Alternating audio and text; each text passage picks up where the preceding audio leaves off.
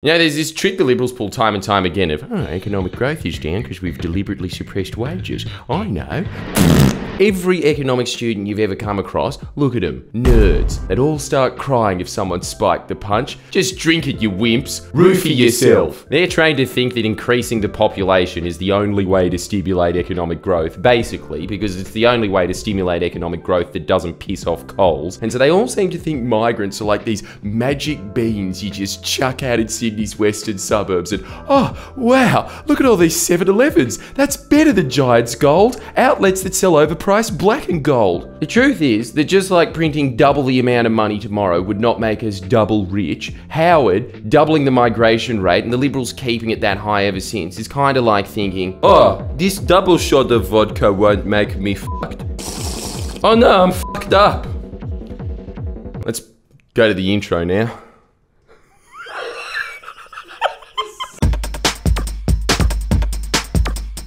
It'll make sense why I'm shitting on migrants in a second, and yes, it's mostly because they're probably hiding weapons under their turbans.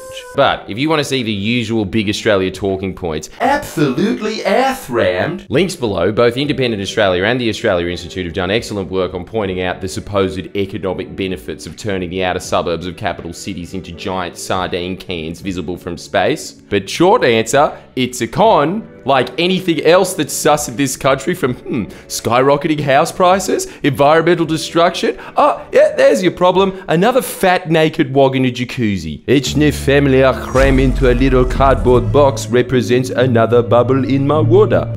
Property developers love the idea of creating artificial population boobs, even more than they love little fake stone strips that separate the duplexes they build. Massive population influxes mean the government is forced into building more shoddy units because it's a very simple equation for all these service giants like BP and Meriden. More mums pulling each other's hair over toilet paper in Woolies equals more money.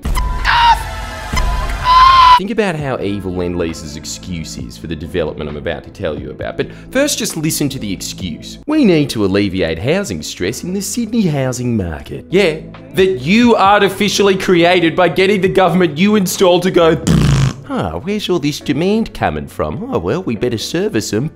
I hate it. It reminds me of meth heads describing meth as giving you this satisfaction of scratching an itch that the meth created in the first place. Look at these apartments.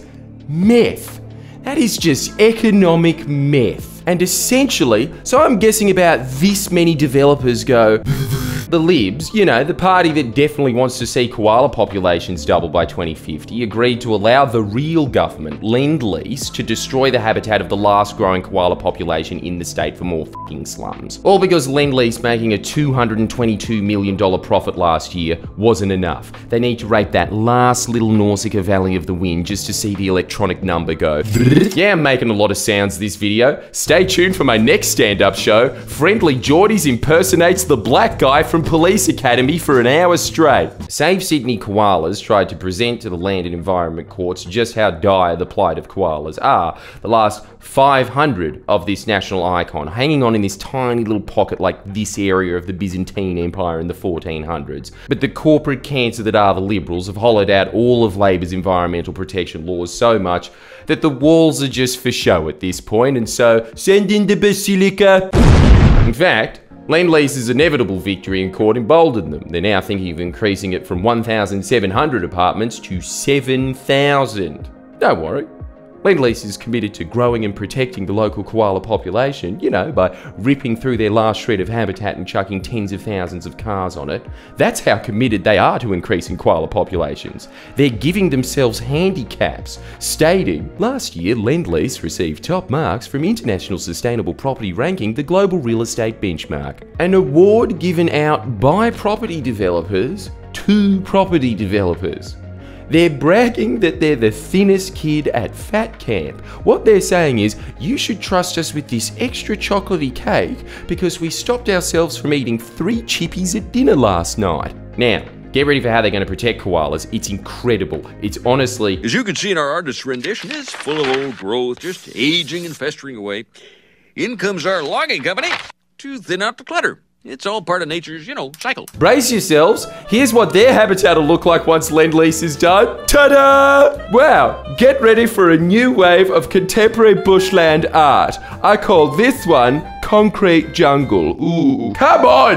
How different is that to this? At least this one has more animals. The New South Wales Chief Scientist report came in and said, look, to minimise damage, you're going to have to at least build 6 of these as corridors. They're going to have to be at least 420 metres wide to link up the habitats that koalas currently move around in. And so Lend-lease, who remember, absolutely committed to seeing populations of koalas in the area increase, signed an agreement that didn't force Lend-lease to build any corridors. Any corridors that they do build will only be out of the goodness of their hearts. Here's the CEO, by the way. Can't tell the difference between him and Michael Corleone in The Godfather 3, and let's be honest, he was pretty generous in that movie, so maybe. But the ones Lend-lease feel like building are not 420 metres, they're 80 metres. Close enough! And there's not fucking 6 of them. Close enough! In other words, as Saul Dean from Total Environment Centre put it, if you were orchestrating a deliberate war on koalas, this would be the mopping up process to make sure they go extinct. You know what I thought when I read that? Awesome. Seriously, because just how Lend-lease looked at that final pocket of healthy koalas and saw opportunity, I see their predatory opportunism as opportunity. Lend-lease really care about their environmental image, even more than this man cares about exploring the bounds of passion. I reckon we can tell them, hey, you know that Great Koala National Park we were talking about a while back, that if it was made, it would be like Noah's Ark for Blinky Bill and all of his friends, such as, Chick Blinky Bill, Lispy Platypus Guy, and who could forget Effie from Grease on the Roof. Let's put Lend-lease's money where its mouth is. They're, quote, committed to seeing koala populations grow. Well, your highway with hobo underpasses in the middle of it isn't gonna do that. Buy the national park. What? You can't with your fucking $250 million profits you made last year? That's okay. You don't have to pay a cent. Force me to pay it. You know that New South Wales government that you installed? Tell them to build it. They'll listen to you. You're the actual New South Wales government and you know it. You're Michael Corleone. Dom's just the senator. Get them to use our money to pay for it. Divert our tax dollars into something we actually want for once. It doesn't have to cost Lend-lease a cent. In fact, it'll make you money because you'll actually have environmental credentials. You won't have to invent them and give yourself merit awards. You'll have something tangible to point to instead of these bullshit, vague, greenwash talking points that you plop on your website. You know it would be sick? Net zero emissions by 2050. Yeah, that wouldn't affect our profits. That's mad. Here's how you contact them. Tell them you want to destroy the last healthy koala population in New South Wales. Fine.